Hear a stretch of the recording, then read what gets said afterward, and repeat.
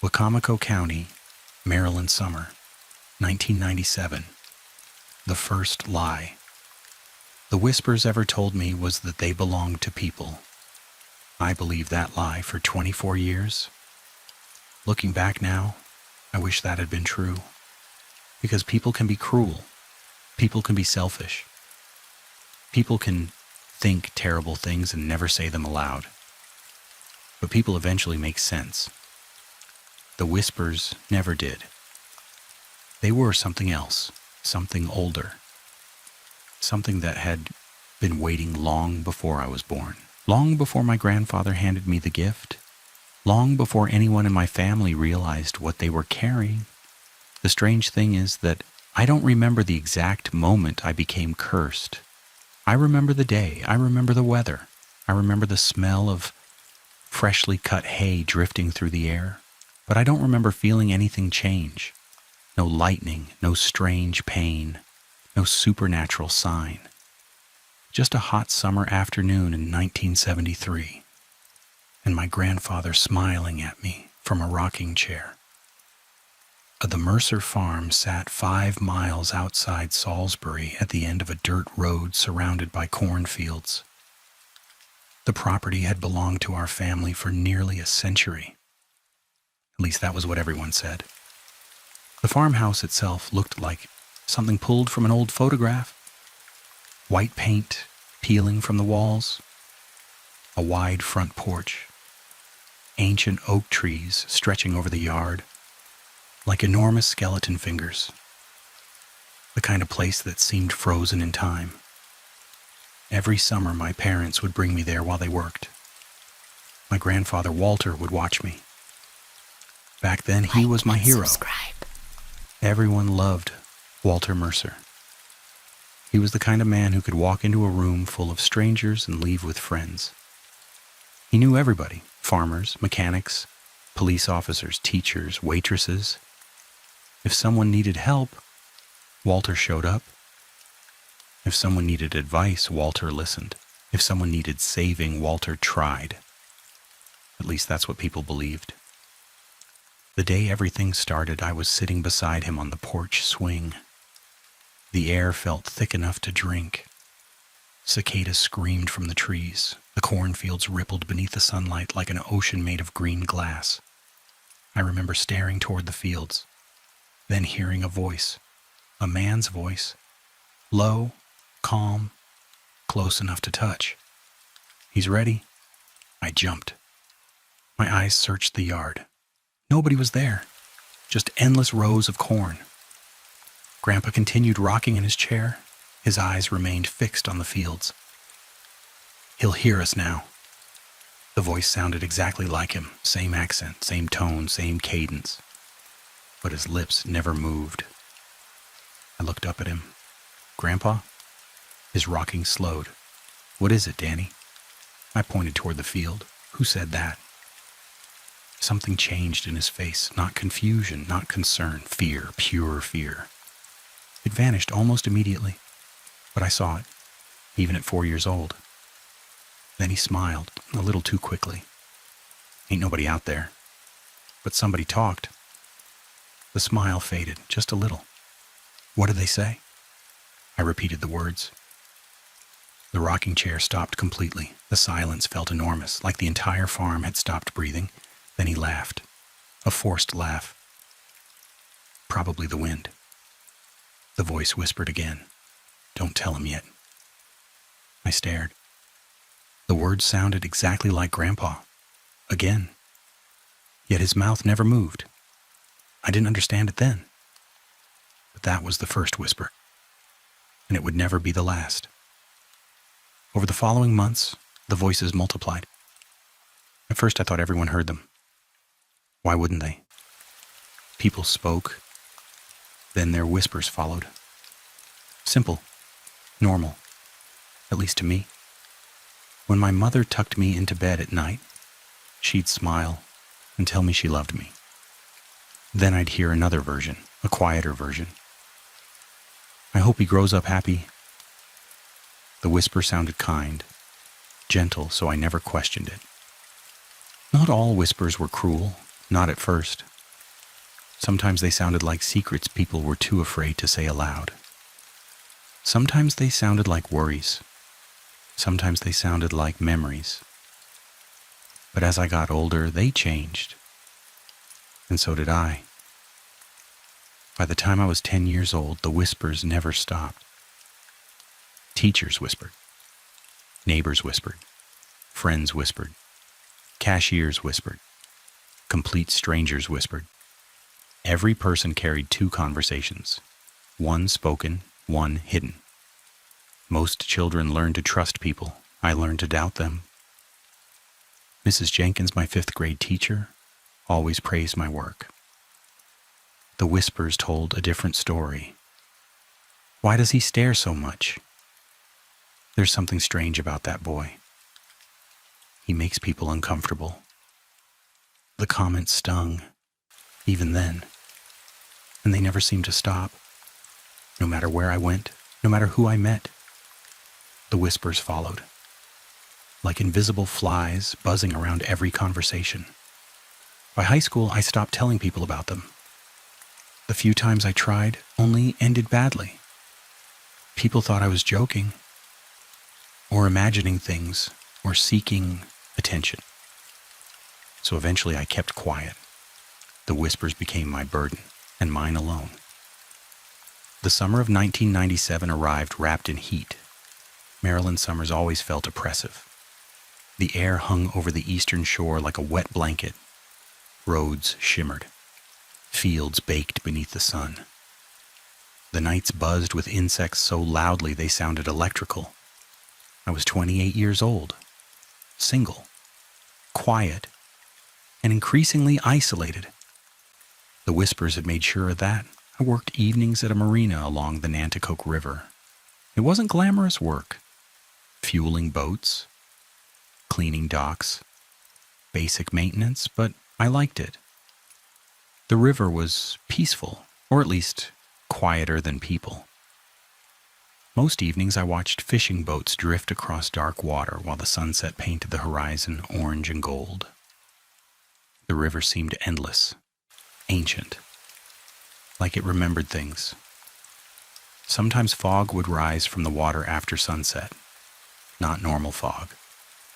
Not the kind that drifted naturally. This fog moved strangely, purposefully, like it knew where it was going, like it was searching. Old fishermen occasionally mentioned seeing figures standing inside it. Most laughed afterward. As if embarrassed they'd said anything. I never laughed. Not after what I'd spent my entire life hearing. The first strange thing happened 2 weeks after my grandfather died. The funeral had drawn nearly half the county. Farmers, business owners, church members, old friends, people I had never met. Everyone loved Walter Mercer. Everyone mourned him. And through it all, the whispers continued. I stood beside the casket, listening to condolences, listening to stories, listening to voices. Then I heard something impossible. Don't let them bury me. My blood turned cold. The voice was unmistakable. Grandpa. I looked around immediately. No one seemed to react. Nobody else had heard it, only me. The voice returned. Weaker this time. Danny, I stumbled backward. A woman asked if I was okay. I lied, told her I was fine. But inside, panic spread through me like ice water. Because for the first time in my life, the whisper hadn't come from a living person. It had come from the dead. 2 days later, I met Earl Patterson, and everything changed. Earl had spent most of his life on the Nanticoke. If anyone knew the river, it was him.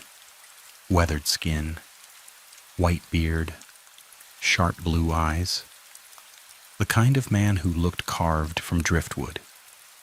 He stopped by the marina almost every evening, usually just to talk.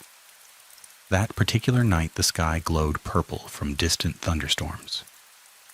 The river looked black, like a sheet of polished stone.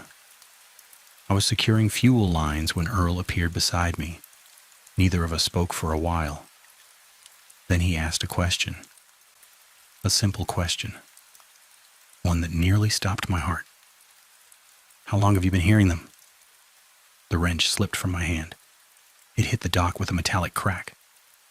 Earl didn't move, didn't smile, didn't blink. Just watched me, waiting. The whispers arrived a second later, except they didn't come from Earl. They came from somewhere beyond him, far out on the water. Don't answer him. Earl's eyes widened, only slightly, but enough, because he had heard it too.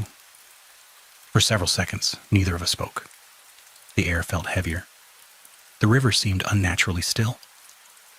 Then Earl sighed, a tired sigh, like a man carrying a burden for far too long. You hear them too? It wasn't a question. I nodded slowly. His shoulders sagged, almost with relief. I was hoping I was wrong.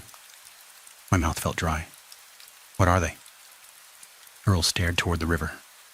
The last traces of sunlight disappeared behind the trees. Darkness swallowed the water. Then he answered. The wrong question. What? The question isn't what they are. His eyes found mine. It's why they're talking to you. A chill crawled down my spine. What does that mean? Earl didn't answer immediately. Instead, he reached into his pocket and removed a folded newspaper clipping, yellowed with age, brittle around the edges. He handed it to me. The article dated back to 1968, nearly 30 years earlier. The headline read, "Local man vanishes after claiming to hear voices." I frowned, then looked at the photograph. The world seemed to tilt, because I recognized the missing man. It was my grandfather, only younger, much younger. My hands started shaking. That's impossible. Earl nodded slowly. That's what I thought too. My stomach twisted. Grandpa wasn't missing in 1968. He was. The words hit like a hammer. What are you talking about? Earl stared at the river. The Walter everyone knew came back. Silence, then. But something came back with him. A sudden gust of wind swept across the water. The docks groaned. The fog began rising from the river, slowly, deliberately. And for the briefest moment, I thought I saw shapes moving inside it. Human shapes. Watching. Waiting. Listening. Then every whisper I'd heard my entire life suddenly stopped. All of them. At once. The silence felt deafening, terrifying, wrong. Earl's face went pale. He stepped backward. What is it? I asked. His voice barely rose above a whisper. They know we're talking. The fog continued drifting toward shore, and deep within it something moved, something impossibly tall, something that looked almost human. Almost. Then the whispers returned. Not hundreds, not thousands, just one. A single voice. Deep, ancient, patient, speaking directly into my ear. We remember, Walter. The fog stopped at the edge of the dock. Earl turned and walked away without another word, leaving me alone with the river, alone with the darkness, and alone with the growing realization that my grandfather had been hiding something from me my entire life. Something terrible. Something old. And whatever had been whispering all these years had finally decided it was time for me to learn the truth. But first, it wanted me to remember Walter Mercer. The fog remained on the river long after Earl Patterson disappeared into the darkness. I stood frozen on the dock. The voice still echoed inside my head. Not loud, not angry, just patient. Like something that knew I would eventually do exactly what it wanted. We remember Walter. The words repeated once, then silence, complete silence. The kind that makes you aware of your own heartbeat. I looked across the Nanticoke River. The fog floated above the water like pale smoke. Moonlight shimmered through it. For a moment, I thought I saw figures standing within it. 5, maybe 6. Human silhouettes, motionless, watching. Then, a passing boat cut through the mist and they were gone. I told myself I was imagining things. I had spent my entire life hearing voices. Seeing things wasn't a line I wanted to cross. But deep down, I knew something had changed. For 24 years, the whispers had followed me. Now they seemed interested in me, interested in what I was doing, interested in what I might discover. And that terrified me more than anything.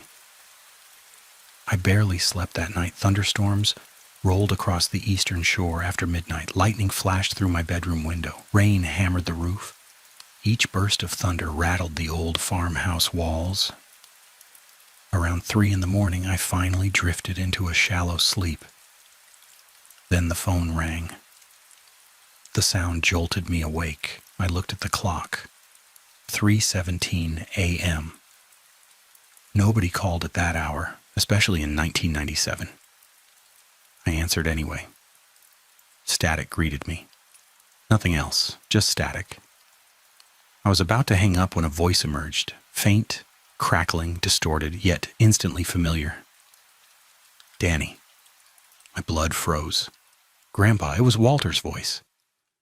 Exactly as I remembered it, same drawl, same calm tone, same warmth. Danny, listen carefully. The connection crackled violently. I gripped the receiver tighter. Grandpa? Danny, don't trust. The line exploded into static. Then another voice interrupted him. A voice I'd never heard before, deep, ancient, like rocks grinding together beneath the earth. Too late. The phone died. The dial tone returned. I stood in darkness staring at the receiver. Rain continued hammering the windows. My heart pounded so hard it hurt. And for the first time in my life, I considered the possibility that the whispers weren't merely hearing me. They were watching me. The next morning I drove to Salisbury. The town looked exactly as it always had. Traffic crawled along Route 13. People moved in and out of stores. Teenagers wandered the mall parking lot. Nothing appeared unusual. Yet I couldn't shake the feeling that something was wrong. Like the entire town was keeping a secret. A secret everyone knew except me. My destination was the Wicomico County Library. If Walter Mercer had truly disappeared in 1968, there had to be records. Newspapers, police reports, something. The library smelled like dust and old paper. Cool air hummed from ceiling vents. Rows of books stretched beneath fluorescent lights. The kind of place where whispers should have been impossible. Instead, they were louder than ever. Every patron carried them, every librarian, every person browsing shelves. A constant stream of hidden conversations. I ignored them and approached the front desk. A woman looked up from a stack of books. Dark hair, glasses, early 30s, friendly smile. Can I help you? Her name tag read, Sarah Holloway. The whisper came immediately. So it's finally happening. I froze. Not because of the words, because they weren't directed at me. They sounded surprised, concerned, almost afraid. I studied her face. She appeared completely normal, calm, professional. Yet something about her eyes seemed tired, like she hadn't slept well in years. I'm looking for newspaper archives. She nodded. What year? 1968. Her smile disappeared. Not dramatically, just enough. What month? August. The whisper returned. Walter Mercer. My stomach dropped. Sarah hadn't said the name aloud, yet somehow she knew. Our eyes met. Something passed between us. Recognition. Not familiarity. Recognition. The kind shared by people who have experienced the same nightmare. Slowly she closed the book she was holding. "You should come with me." The archive room sat beneath the library, hidden in the basement. Rows of microfilm machines lined the walls. Boxes filled with decades of newspapers stretched into darkness. Sarah led me toward the back corner. Neither of us spoke until we were alone. Then she turned. "How long have you been hearing them?" The question hit harder than when Earl asked it, because this time I already knew the answer. She heard them too. I stared, and she sighed. 20 years. My mouth went dry. "You're serious?" She laughed bitterly. "Do I look like I'm joking?" No, she didn't. In fact, she looked exhausted, like someone who'd spent years carrying a secret too heavy to share. "I thought I was alone," I admitted. Sarah nodded. "So did I." Silence settled between us. Then she opened a filing cabinet. Inside sat dozens of folders, carefully labeled, dates, names, locations, each one connected by a single handwritten word. Listeners. My pulse quickened. "What is this?" Sarah hesitated, then handed me a folder. Inside were newspaper clippings, photographs, notes, dozens of them. Some dated back to the 1940s. Others reached into the late 19th century. Every file documented the same thing: people hearing voices, people becoming isolated, people suddenly disappearing, or dying under mysterious circumstances. One name appeared repeatedly: Walter Mercer. My grandfather.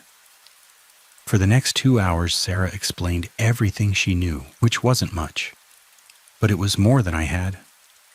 The first documented listener appeared in 1883. A farmer outside Delmar claimed he could hear everyone's thoughts.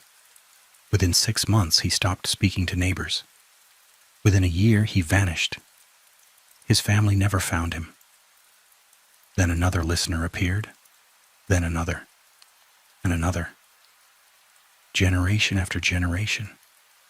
Always around the same area, always connected to the river, always ending the same way: isolation, obsession, disappearance. The pattern repeated for over a century.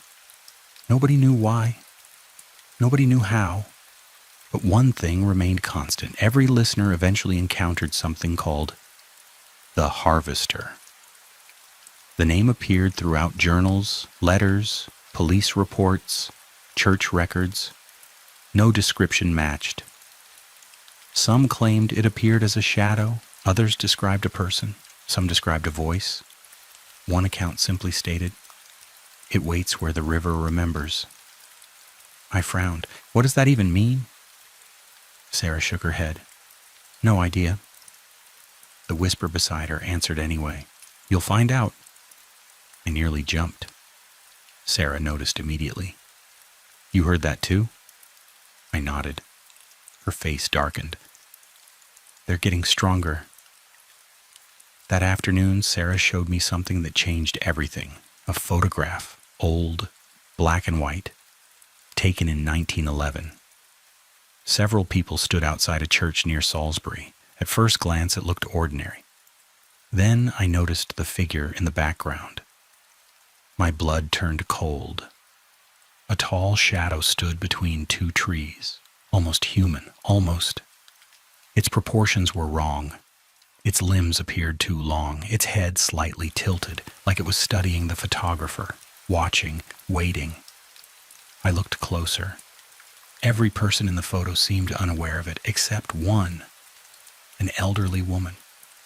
She was staring directly at the figure and smiling. "What is this?" I asked. Sarah swallowed. "Look at the next photograph." I did. 1919. Different people, different location, same shadow, then another. 1937, 1938, 1939, 1940, 1941, 1942. Always there, always watching, always standing farther back than everyone else. Like it didn't want to be noticed. Until one photograph stopped me cold. The date beneath it read, August 1968, the same month Walter disappeared. The photo showed a search party gathered near the Nanticoke River.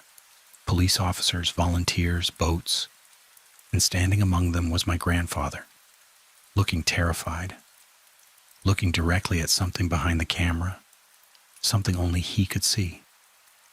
I followed his gaze, and there it was, the shadow, closer than ever before, standing only feet away, smiling. The whisper arrived before Sarah could speak. He saw us. I nearly dropped the photograph. Another whisper followed, different voice, different tone. Walter ran, then another. Walter hid, then dozens more, hundreds, all speaking at once. The archive room suddenly filled with whispers. The air felt crowded, oppressive, like invisible people surrounded us. Sarah grabbed the table. "You hear them too?" I nodded. The whispers continued, growing louder, growing closer. Walter betrayed us. Walter escaped. Walter cheated. Walter cheated. Walter cheated. And subscribe. The repetition became overwhelming. My head throbbed. Sarah looked equally shaken. Then everything stopped. Instantly, every whisper vanished. Every sound disappeared. The room became completely silent, and from somewhere deep inside the library came a single noise. Footsteps, slow, measured, heavy, walking through the basement. Sarah's face turned pale. The footsteps continued. On, closer, closer, closer. Neither of us moved. Neither of us spoke. The footsteps stopped directly outside the archive room. Silence, then 3 slow knocks struck the door. Knock, knock, knock. The sound echoed through the room. Neither of us had told anyone we were down there. Nobody should have known. A voice drifted through the door. Calm, familiar, impossible. "Danny." My heart stopped. It was Walter. My grandfather's voice, exactly as I remembered it. "Danny, don't open the door." Sarah looked horrified, because she heard it too. Then another voice emerged, from the opposite side. Same voice, same tone, same words. "Danny, open the door." The room suddenly felt ice cold. Sarah backed away, the whispers returned. Hundreds of them, filling every corner, laughing. Not cruelly, not angrily, amused. As if they were enjoying a private joke.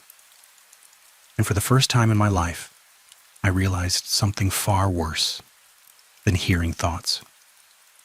The whispers could lie, but they could also imitate. And whatever was standing outside that door knew exactly who we trusted most. The doorknob began turning. Slowly, almost lazily, as if whoever stood outside knew there was nowhere for us to run. And deep within the laughter of the whispers, I heard one final sentence, a sentence that would haunt me for the rest of my life. Walter wasn't the first Mercer to hear us. The doorknob stopped turning. The whispers vanished. And for several seconds, Sarah and I stood frozen in absolute silence. Neither of us dared breathe. Neither of us moved. The archive room felt smaller now. The air felt heavier, like the entire basement had sunk beneath deep water. Then came another knock. Not loud, not aggressive. Just 3 slow taps. Patient, almost polite. Knock, knock, knock. "Danny." My grandfather's voice drifted through the door again. "I don't have much time." The sound hit me like a punch to the chest. Every instinct screamed at me to open the door, to hear him, to ask questions, to understand. But Sarah grabbed my arm, hard. Her fingers trembled. "Don't." The whisper beside her arrived immediately. "It isn't, Walter." I swallowed. "What if it is?" Sarah's eyes never left the door. "What if that's exactly what it wants you to think?" The silence that followed seemed to answer the question, because the voice outside never spoke again. The footsteps never resumed. And after nearly a full minute, the feeling of being watched slowly faded. Whatever had been standing there was gone, or pretending to be. We left the library 20 minutes later. Sarah locked the archive room behind us. Neither of us felt comfortable discussing what had happened till we were outside. The afternoon heat hit us like a wall. Cars moved along downtown Salisbury. People crossed sidewalks. Life continued as normal. Yet everything felt different. Because now I knew two things. The whispers could imitate the dead. And something had been watching my family for far longer than I realized. We walked toward a small diner across the street. The kind of place with faded booths and ceiling fans that never seemed to move enough air. Once seated, neither of us touched our food. The conversation immediately returned to Walter. "Tell me everything you know about 1968, I said. Sarah looked uncomfortable. "You're not going to like it. Try me." She opened her notebook. Inside were years of handwritten notes, research, names, dates, questions, a lifetime spent chasing answers. "Your grandfather disappeared on August 14th, 1968. I frowned. "He was gone for how long?" 17 days.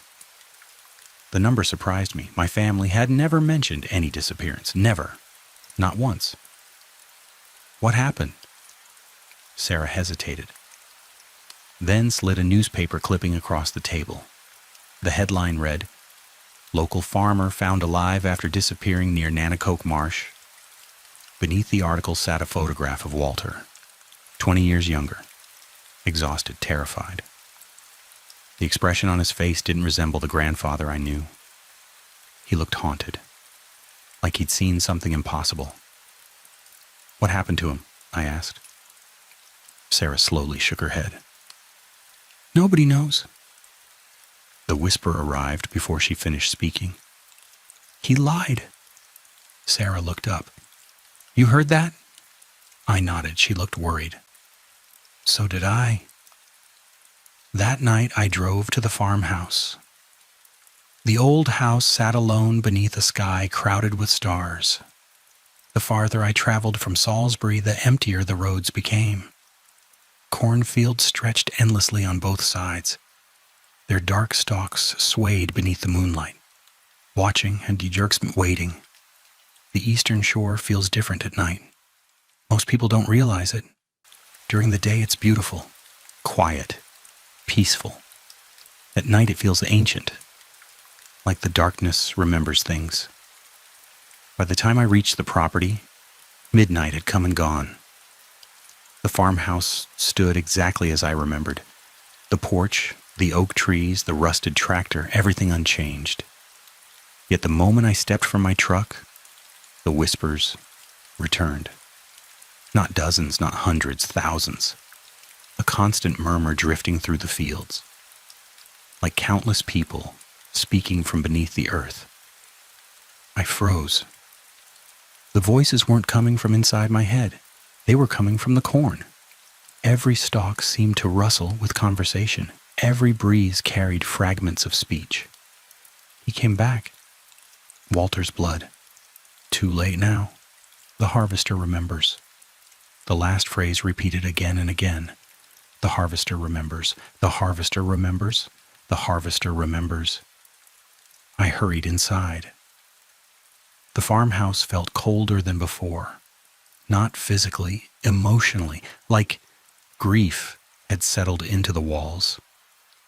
I went directly upstairs, directly to Walter's bedroom.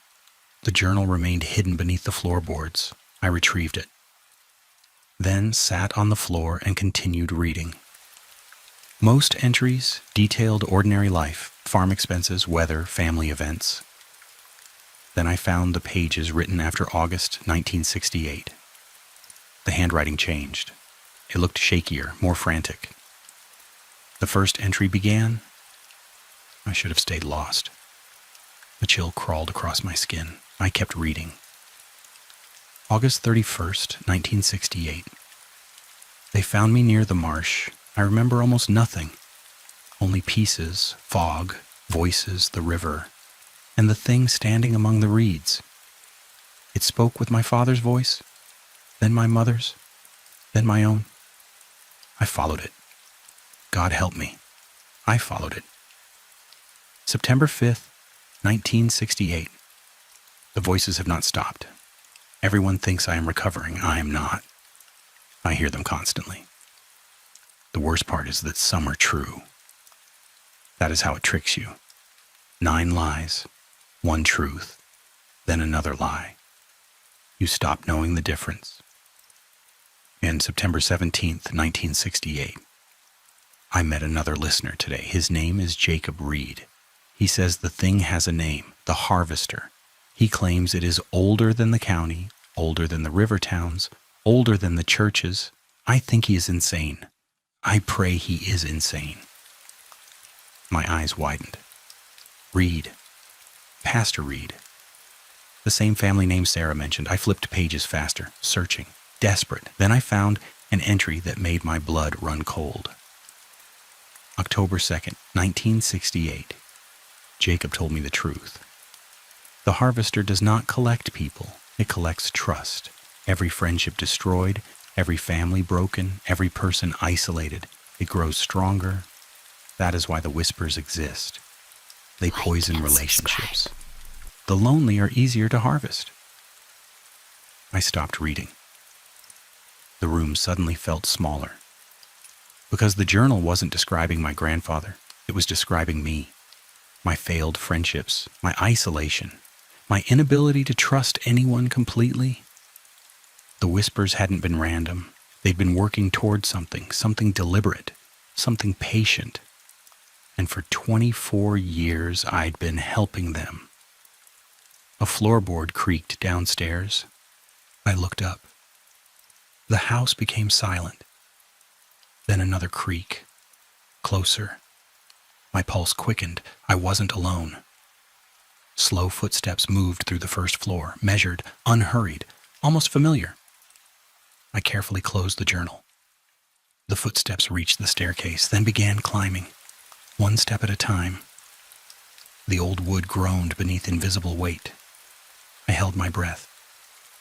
The whispers disappeared completely. Not a single voice remained. Only the footsteps. Step, step, step. The bedroom door stood partially open. I stared at it, waiting. The footsteps stopped directly outside. Silence. Then a shadow appeared beneath the door. Long, thin, wrong. The silhouette didn't move naturally. It stretched, lengthened, like darkness being pulled across the floor. My heart hammered. The shadow slowly reached the bedroom threshold, and then a voice. Soft, gentle. My grandfather's voice. Danny. The shadow remained motionless. Danny, you need to leave. I didn't answer. The voice continued. The journal doesn't tell the whole story. My throat felt dry. What are you? The shadow didn't respond immediately. Instead, another voice emerged, this time different, female, elderly, a stranger. Ask about Margaret. I froze. Then another voice, male, young, terrified. Ask about the well. Then another, and another, and another. Dozens of voices emerged from the darkness, not speaking together, speaking over each other, competing, begging, warning. Each voice sounded human, real, desperate. And suddenly I realized something horrifying. These weren't the whispers. These were people, or what remained of them.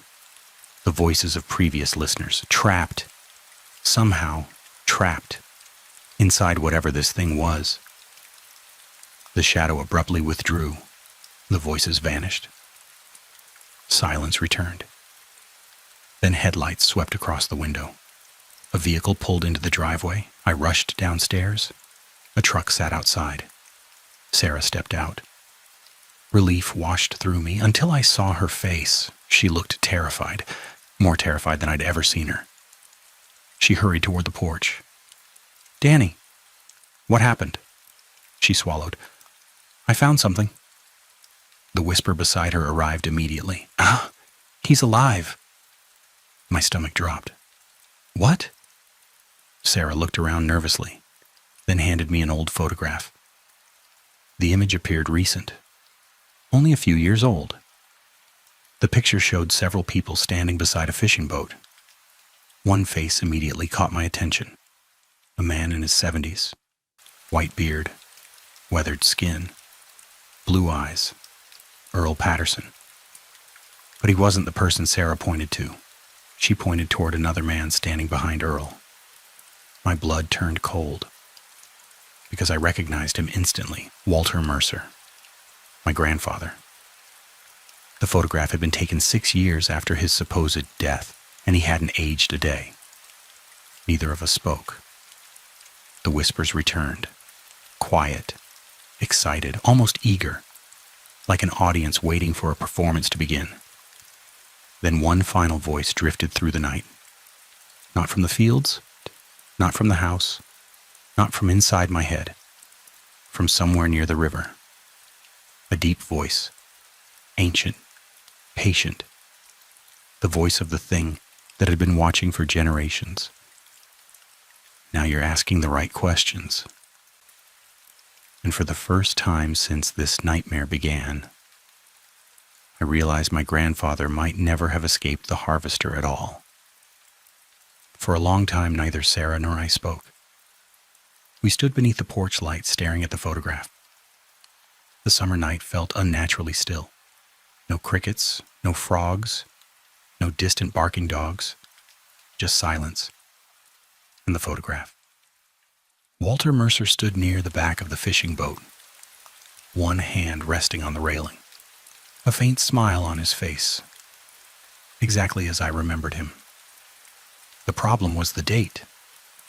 The picture had been taken in 1991, 6 years after my grandfather's funeral, 6 years after his death certificate, 6 years after he'd supposedly been buried in the family cemetery. The whispers drifted through the darkness, soft, excited, like spectators waiting for a curtain to rise. Sarah finally broke the silence. I checked it 3 times. My eyes never left the photograph. It could be someone who looks like him. No, she shook her head. It's him. Deep down, I already knew she was right, because there was something else in the photograph, something hidden behind the fishing boat, something standing near the water, a tall shadow, watching.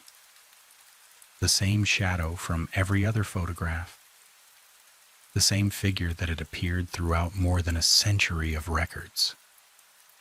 The harvester. We spent the rest of the night reading Walter's journal, page after page, year after year. The entries became increasingly frantic, increasingly desperate. Then, shortly before sunrise, we found the final section. The pages had been folded together, hidden, as though Walter never intended anyone to read them. The handwriting looked shaky, uneven, almost panicked. The first line stopped my heart. The harvester lied to all of us. I turned the page. October 12th, 1968. It is not feeding on loneliness. It is feeding on trust. Jacob was wrong. We were all wrong. The whispers do not exist to isolate us. Isolation is merely the tool. Trust is the harvest. Every friendship destroyed, every family divided, every relationship broken, each betrayal feeds it. But there is something worse, something I only recently discovered. The voices are real, not the thoughts, the people. The voices belong to previous victims, every listener who failed, every soul the harvester collected. They remain trapped inside it, and sometimes they fight back. I felt chills race through me. Sarah looked equally shaken, the whispers, the warnings, the strange voices. They hadn't all belonged to the harvester. Some belonged to victims trying to help, trying to warn us, trying to stop it. I continued reading. October 14th, 1968. There is a way to escape, but it is terrible.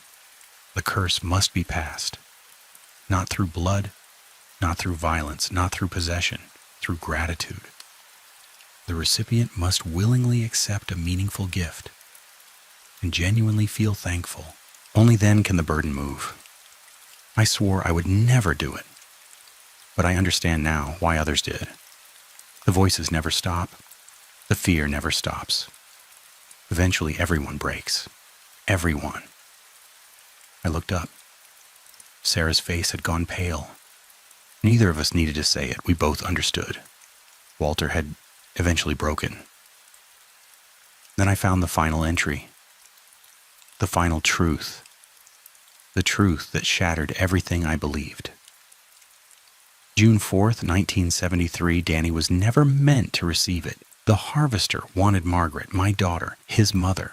It had followed her since birth. I saw it standing outside her bedroom window when she was a child, watching, waiting. When Daniel was born, I made a choice, a terrible choice. I gave him the watch. I prayed it would save her. I prayed I was wrong. If you're reading this, then I wasn't. I am sorry. God forgive me. My hands began shaking. I couldn't breathe. The room seemed to tilt. Everything suddenly made sense. The fear, the guilt, the photograph. Walter hadn't cursed me because he hated me. He cursed me because he loved his daughter, my mother. And he had chosen between us. The realization hurt more than any whisper ever had. 3 nights later, Earl Patterson called. His voice sounded exhausted. "Meet me at the marsh." "Why?" "You want answers." A long pause. "Tonight's your last chance." The line went dead. The marsh sat along a forgotten stretch of riverbank, several miles north of town. No houses, no docks, no roads nearby. Only reeds, water, and darkness. Sarah insisted on coming. Neither of us trusted the situation. By the time we arrived, thick fog covered everything. The world seemed reduced to pale shadows. Earl stood waiting near the shoreline. A lantern glowed beside him. He looked older than before, much older, as though years had passed in days. "You found the journal?" It wasn't a question. I nodded. Earl stared toward the river. "I was hoping Walter burned it." "You knew him?" A sad smile crossed his face. "I knew him better than anybody." The whisper came before he spoke again. "Tell him." Earl closed his eyes, then nodded, as though responding to someone standing beside him. But nobody was there. At least nobody visible. I was a listener, too. Sarah inhaled sharply. Earl continued. "So was Walter." The fog shifted around us. The river became invisible. The night felt enormous. "How many others?" I asked. "Hundreds." The answer barely rose above a whisper. "Hundreds over the years." My stomach tightened. "What is the harvester?" For a moment, Earl looked afraid, not cautious, not nervous, afraid. Then he answered. "It's hungry." "That's not an answer." "It's the only answer I've got." He pointed toward the water. The tribes were telling stories about it before settlers arrived. The fog swirled. Something moved far beyond the reeds, something large. Different names. Earl's voice remained calm. Different descriptions. Another movement. Closer. But always the same thing. The fog parted briefly, and I saw it, a silhouette. Tall, impossibly tall, standing on the water. My heart stopped. The figure looked human only from a distance. Its limbs were too long, its proportions wrong, its movements unnatural, and where its face should have been, there was darkness, not shadow. Darkness, a void. The harvester. The whispers exploded, thousands of voices, thousands of trapped victims. filling the marsh, filling the night, filling my mind. Some screamed warnings, some begged for help, others simply cried. The sound was overwhelming, and somewhere among them I heard Walter, clearly, for the first time. "Danny," my eyes widened.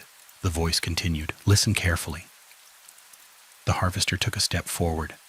The water beneath it never rippled, never moved, as though reality itself bent around it. "You don't destroy it," Walter said. "You survive it." The whispers grew louder. The figure came closer. Walter's voice fought through them. "It lies." Another step. "It manipulates." Another step. "It wants you desperate." Then came the final sentence, the sentence that changed everything. "Don't give it away." I froze. Because every journal, every story, every listener had claimed the opposite. Pass it on, escape, survive. Yet Walter was warning me not to. Then I realized why. The curse didn't merely survive through passing, it reproduced. Every transfer created another victim. Every escape created another prison. Every grateful recipient became another door. The harvester never wanted hosts. It wanted growth. The figure stopped, only 20 feet away. The whispers suddenly ceased. Every voice vanished. Every sound disappeared. The harvester raised one long arm, then pointed directly at me. A voice emerged. Not spoken, not heard. Felt. Like a thought forced into my skull. "Choose." Suddenly I understood.